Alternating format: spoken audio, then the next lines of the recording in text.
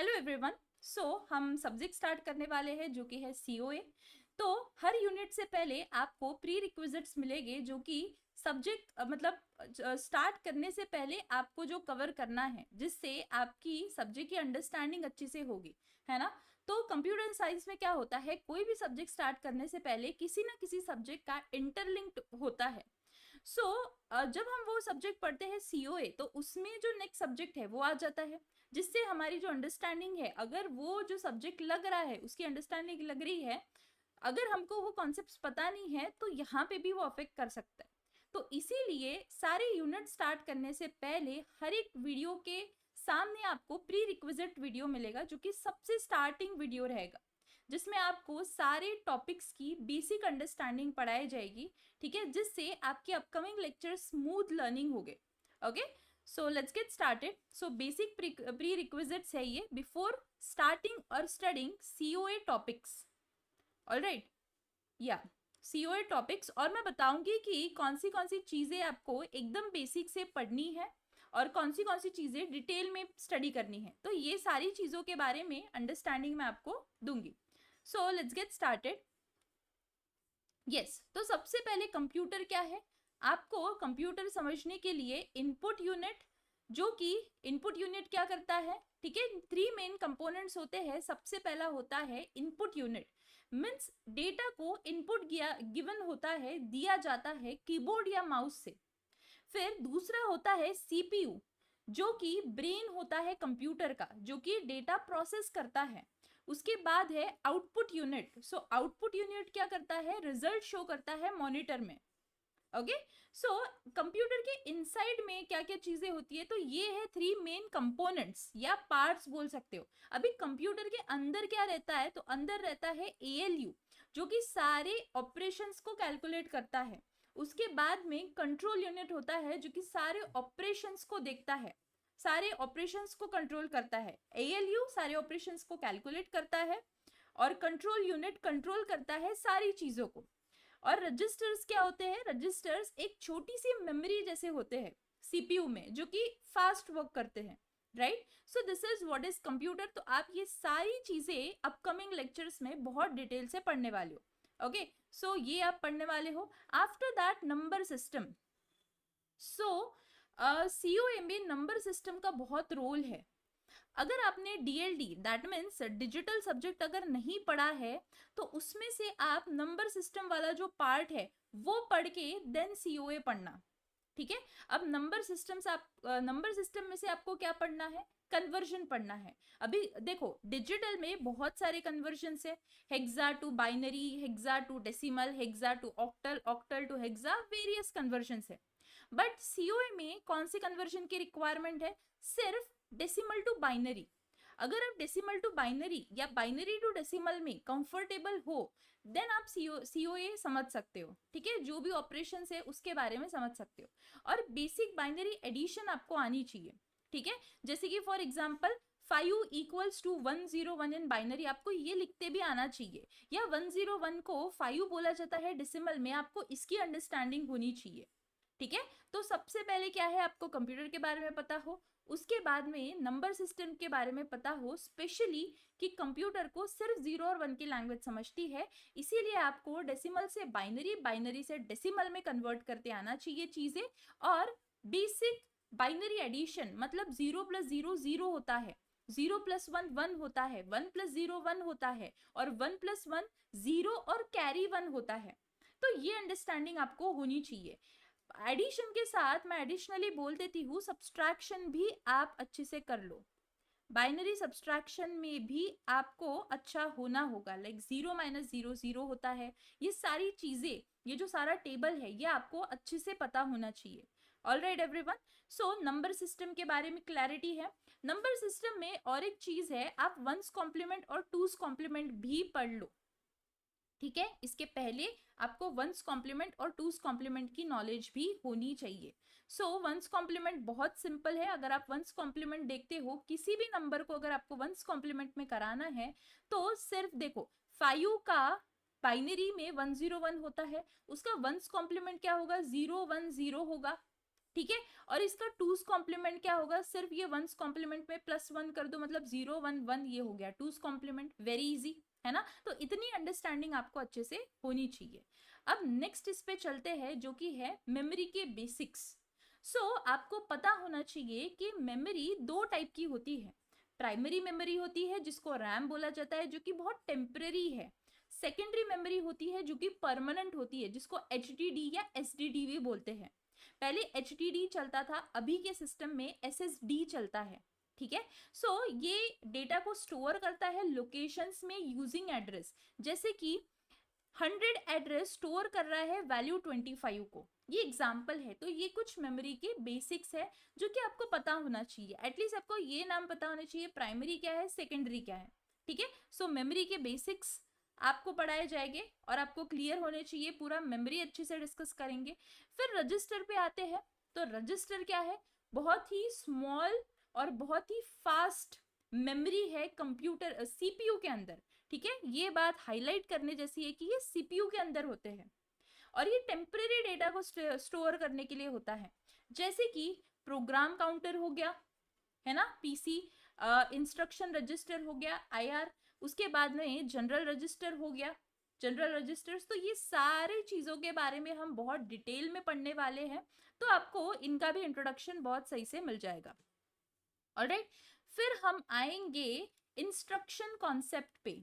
Instruction concept मतलब क्या कि कंप्यूटर में हर एक इंस्ट्रक्शन कैसे चलता है। जैसे कि अगर मैं कंप्यूटर को ये बोलूं कि ये ऐड करो A और B को, तो ये मैंने एक इंस्ट्रक्शन दे दिया।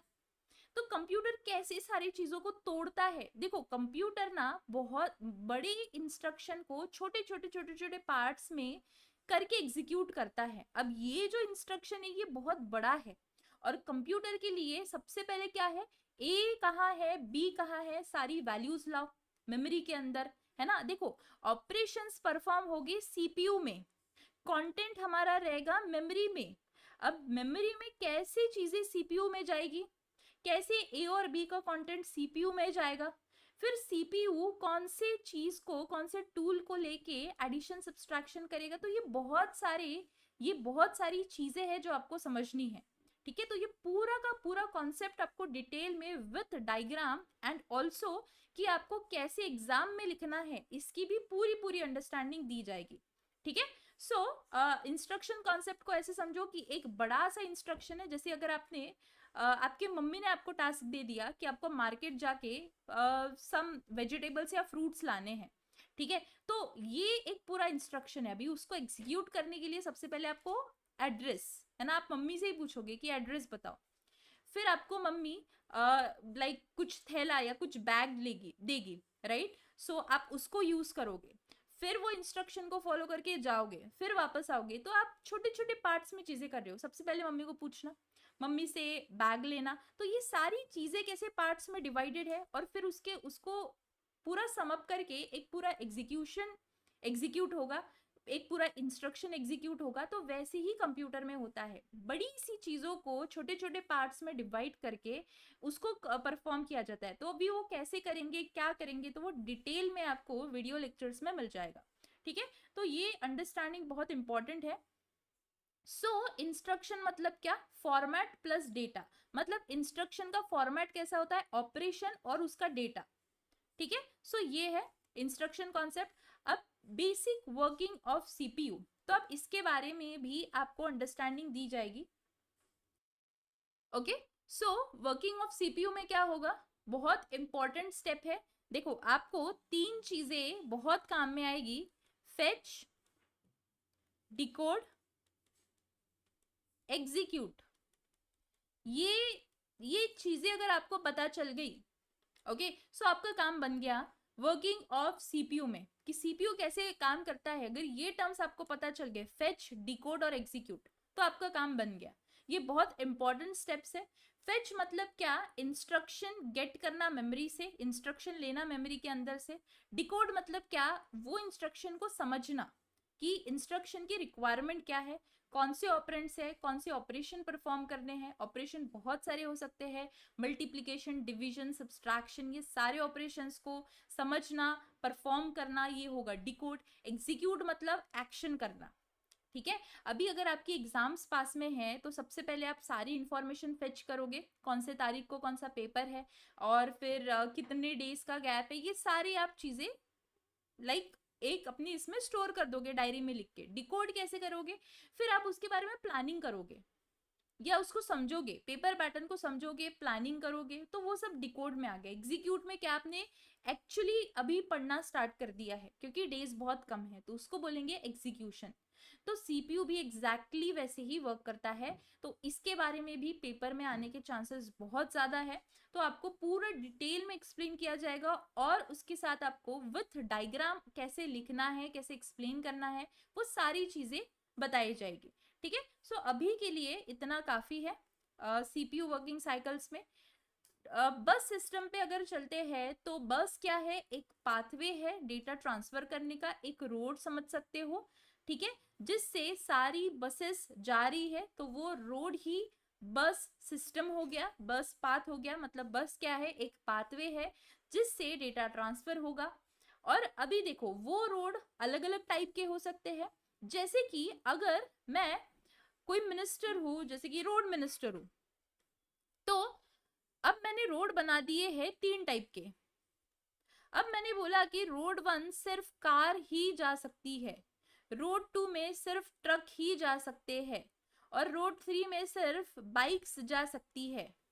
ठीक है, ये अलग अलग टाइप के रोड है, अलग अलग इसमें है। तो वैसे ही बस सिस्टम भी अलग अलग टाइप की होती है। सबसे पहले होती है डेटा बस, जिसमें सिर्फ डेटा कैरी होता है। ठीक है, डेटा कैरी कर सकते हैं वो पाथ से। एड्रेस बस, इससे सिर्फ एड्रेस कैरी कर सकते हो आप। कंट्रोल बस, सिर्फ कंट्रोल सिग्नल्स कैरी कर सकते हो। ठीक है, तो ये अंडरस्टैंडिंग आपको मिलेगी बस के थ्रू। और तीसरी जो बहुत इंपॉर्टेंट चीज है, बेसिक लॉजिक गेट्स आपको आने चाहिए, जैसे कि नैंड का एंड का टेबल, नॉट नैंड, एंड का टेबल आपको अच्छे से आना चाहिए, जो कि होता है ए बी, और ए एंड बी क्या होता है, ए एंड बी क्या होता है, जैसे कि 0 0 0 1 1 0 1 1। ओके, या 1 0 1 1। सो इसके बारे में आपको अंडरस्टैंडिंग होनी चाहिए। ऑलराइट, सो ये देखो, अब ये टेबल कैसे वर्क करेगा, 0 0 एंड 0 0 1 0 और 1 0 0 1 1 1, ऐसे एंड वर्क करता है। और कैसे वर्क करता है, ए बी और बी, सो 0 0 0 1 1 0 1 1, तो ये हो गया 0, ये हो गया 1, ये हो गया 1, ये हो गया 1। ठीक है, तो ऐसे और वर्क करते हैं। और नॉट क्या है, नॉट बहुत ही सिंपल है, 0 का 1 हो जाएगा और 1 का 0 हो जाएगा। तो ये अंडरस्टैंडिंग आपको रखनी बहुत इंपॉर्टेंट है। ठीक है, ये टेबल आपको अच्छे से पता होने चाहिए, ताकि आपके कन्वर्जन्स में या कोई ऑपरेशन परफॉर्म करने में आपकी बहुत हेल्प होगी। ठीक है, सो आपको याद ऐसे रखना है एंड का, जब दोनों इनपुट 1 हो तभी ही रिजल्ट हमको 1 मिलेगा। और में कैसा है, जब दोनों इनपुट 0 हो तभी 0 मिलेगा। सो जो कम है ना, आप उसको रिमेंबर रखो, तो आपको बाकी चीजें इजीली आ जाएगी। ठीक है, सो ये हो गए बेसिक लॉजिक गेट्स के बारे में आपको आइडिया चाहिए। अभी एड्रेसिंग कॉन्सेप्ट, एड्रेसिंग कॉन्सेप्ट क्या है कि सीपीयू डेटा कैसे मेमोरी में ढूंढता है। अब देखो, सीपीयू ही डेटा मेमोरी में ढूंढेगा, बट कैसे। अब डायरेक्ट होती है चीजें, इनडायरेक्ट होती है, रजिस्टर, मतलब बहुत सारे तरीके आपको सीखने को मिलेंगे एड्रेसिंग कॉन्सेप्ट में। और वो वही तरीके हैं जिससे आप मेमोरी में डेटा ढूंढ सकते हो, दैट इज इट। डायरेक्ट में एड्रेस डायरेक्टली गिवन रहेगा, इनडायरेक्ट में एड्रेस कहीं और पे रहेगा, आपको कहीं और की चीज, मतलब देखो देखो अभी ये जो एड्रेस इनडायरेक्ट में क्या है, ये एड्रेस है। ठीक है, हमारे कंटेंट का, जैसे कि ऑपरेंड मतलब किसी वैल्यू का एड्रेस है। अभी ये एड्रेस है, और हमको यहाँ पे इसका एड्रेस स्टोर है। ठीक है, तो इसकी जरूरत नहीं है इनडायरेक्ट को समझने के लिए, ऑलरेडी लेक्चर में आपको बहुत अच्छे से अंडरस्टैंडिंग होगी विद एग्जांपल। आप बस इतना समझो कि देखो ये 2 घर है, ये मेरा घर है, my house, and this is my friends house.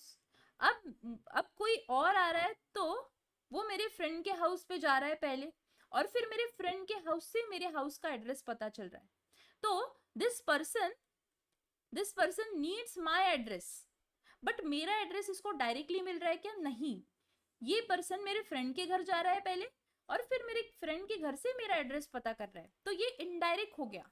बहुत इजी एग्जांपल दिया है इनडायरेक्ट का। तो ऐसे अलग अलग मोड्स रहते हैं एड्रेस फाइंड करने के। अभी ये पर्सन डायरेक्टली मेरे घर पे आ गया, मतलब डायरेक्ट एड्रेसिंग। अब ये पर्सन सबसे पहले मेरे दोस्त के यहाँ पे जा रहा है, मतलब इनडायरेक्ट एड्रेसिंग, है ना? आना तो इसको मेरे ही घर पे है, बट कैसे आ रहा है? तो इसी टाइप से डिवीजन है सारे एड्रेसिंग कॉन्सेप्ट्स के, ठीक है? तो आपको वो भी बहुत beautifully with all examples exam में आए तो कैसे लिखना है वो सारी अंडरस्टैंडिंग से आपको कराया जाएगा, ठीक है? So addressing concepts are clear. Control unit, ठीक है? सो जो इंस्ट्रक्शंस है वो कैसे एग्जीक्यूट होते हैं, कैसे कंट्रोल किए जाते हैं। देखो क्या कौन से सिग्नल सेंड किए जाते हैं ALU मेमोरी रजिस्टर्स को, तो ये सारी चीजों के बारे में आपको अंडरस्टैंडिंग दी जाएगी, ठीक है? तो कंप्यूटर क्या है? इनपुट CPU और आउटपुट। CPU क्या है? ALU control unit registers. Memory क्या करते हैं? डेटा स्टोर करते हैं। इंस्ट्रक्शंस कैसे रन करते हैं? सबसे पहले फेच, डिकोड, एग्जीक्यूट, ठीक है? डेटा मूव्स किससे होता है? बसेस से। बसेस के भी टाइप्स हमने देखे हैं, right? So all are this things.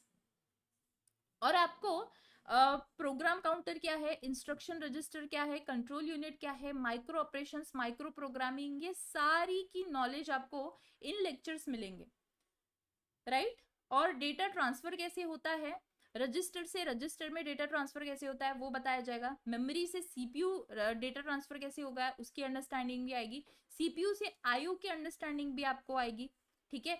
आपको रीड ऑपरेशंस कैसे परफॉर्म होते हैं, राइट ऑपरेशंस कैसे परफॉर्म होते हैं, कंट्रोल सिग्नल्स क्या है, ये सब के बारे में आपको पता चलेगा। और इन सबको हेल्प करने के लिए बस स्ट्रक्चर क्या है, ट्रांसफर लैंग्वेज क्या है, और मेमोरी ट्रांसफर क्या है, IO सिस्टम्स क्या है, ये सारी चीजों के बारे में अंडरस्टैंडिंग आपको होगी, ठीक है? तो आपको प्रिपेयर क्या करना है ये सब्जेक्ट स्टार्ट करने से पहले? सबसे पहले DLD के जो बेसिक्स है, डिजिटल के जो बेसिक्स है, लाइक वंस कॉम्प्लीमेंट, टूस कॉम्प्लीमेंट आपको पता होना चाहिए, कन्वर्शन आपको पता होना चाहिए, डेसिमल से बाइनरी, बाइनरी से डेसिमल में, एंड आपको किस बारे में पता होना चाहिए, एंड और नॉट, इन सब के बारे में अगर आपको पता है तो आपका COA हो गया, ठीक है? और ये सारे जो टॉपिक्स है ये मैंने सिर्फ ओवरव्यू लिया है कि आप इन सब के बारे में अच्छे से डिटेल वे में पढ़ने वाले हो, और ऐसे पढ़ाया जाएगा ताकि आपको अगर कोई भी 7 मार्क का क्वेश्चन आए तो आप इजीली आंसर कर सकते हो अपने वर्ड्स में। और हमेशा एक बात का याद रहे कि PPT में हमेशा चीजें समराइज्ड वे में होगी, ताकि अगर आप रीड करो तो आप उसमें से अपने लैंग्वेज में अच्छे से बढ़ा के एग्जाम में लिख सको, ठीक है? सो और कभी कभी चीजें मैंने एक्सप्लेन भी किए कि इसको एक्चुअली कैसा लिखते हैं, तो उसकी भी आपको टेंशन लेने की जरूरत नहीं है। तो आपके अगर इतने कॉन्सेप्ट्स क्लियर है यूनिट 1 से पहले, तो आप यूनिट 1 को गो थ्रू कर सकते हो, सारे लेक्चर्स को आप अच्छे से एंजॉय करो। रियल लाइफ एग्जांपल्स के साथ में उसको कनेक्ट किया गया है ताकि आप पेपर में भी उसकी अंडरस्टैंडिंग शो करो, है ना? सो पेपर में भी अगर आप लिखोगे तो आपकी डीप अंडरस्टैंडिंग समझ में आएगी कि कैसे आप ये टॉपिक को रियल वर्ल्ड के साथ कनेक्ट करते हो, ठीक है? और COA तो एक्चुअली रियल वर्ल्ड है, क्योंकि अभी जो लैपटॉप आप यूज कर रहे हो उसमें COA का ही पूरा हाथ है, ठीक है? So all the best everyone, आपका यूनिट बहुत अच्छा होगा, एंड पूरी अंडरस्टैंडिंग आप अच्छे से रखो। एंड इसके बाद अगर आप कोई भी PYQ देखोगे तो आप इजीली उसको अपने वर्ड्स में अच्छे से लिख सकोगे और आपको अच्छे मार्क्स भी मिलेंगे। Alright everyone, so thank you so much. मिलते हैं यूनिट 2 में, राइट? Thank you everyone.